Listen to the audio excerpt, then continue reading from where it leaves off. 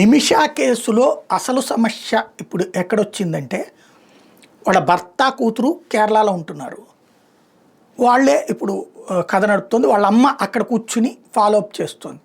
అయితే ఇప్పుడు అక్కడ ఉన్నటువంటి యెమెన్లో ఉన్న మీడియా ఏం ప్రొజెక్ట్ చేస్తుందంటే, ఇప్పుడు ఎవరైతే ఈ అమ్మాయి చంపేసినటువంటి వ్యక్తి ఉందో ఓవర్ డోస్ కారణంగానే చచ్చిపోయాడు తప్పించి నేను చంపాలనుకోలేదు అని చెప్పినటువంటి వ్యవహారం ఉందో, నిమిషా 2018 నుంచి యెమెన్ సెంట్రల్ జైల్లోనే ఉంది. ప్రస్తుతం ఆమె వయసు 36 సంవత్సరాలు. కుటుంబ ఆర్థిక ఇబ్బందులు తొలగించుకోవడానికి 2008లో యెమెన్కి వలస వచ్చింది. ఇక్కడ ప్రభుత్వ ఆసుపత్రిలో నర్సుగా చేరింది. 2011లో దామస్ని పెళ్లి చేసుకుంది. 2012లో కూతురు కూడా పుట్టింది.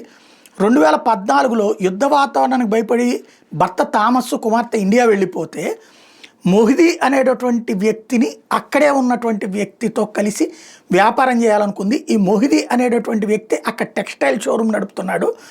అక్కడున్న నిబంధనల ప్రకారం వ్యాపారం చేయాలంటే పార్ట్నర్షిప్ కావాలి కాబట్టి అలాగే కలిసి వ్యాపారం ప్రారంభించారు. అయితే ఇద్దరు పెళ్లి చేసుకున్నారు కాపురం, అందుకని అంటే పార్ట్నర్షిప్ అంటే పెళ్లి లెక్కనే అక్కడ చూపించారు అన్నటువంటిది అక్కడున్న మీడియా ప్రొజెక్ట్ చేస్తుంది. అంటే అక్కడ మనకు మళ్ళీ రిజిస్ట్రేషను ఈ వ్యవహారాలు ఏం లేదు కాబట్టి అతని భార్య ఈమె. అయితే ఈ అమ్మాయికి సంబంధించినటువంటి పాస్పోర్ట్ తీసుకోవడంతో పాటుగా వచ్చిన డబ్బులంతా ఆ మొహిదీనే ఖర్చు పెట్టుకుంటుండటం, అదేమంటే నేను నీ మొగుడిని అని చెప్తూ ఉండటం, ఈ పాత ఎవరైతే అసలు భర్త బిడ్డ ఉన్నారో వాళ్ళతో మాట్లాడనీయకపోవడంతో అప్పుడు ఈ అమ్మాయి ఇట్లా చేసింది అన్నటువంటిది ఇప్పుడు ప్రధానంగా అక్కడ మీడియా ప్రొజెక్ట్ చేస్తుంది.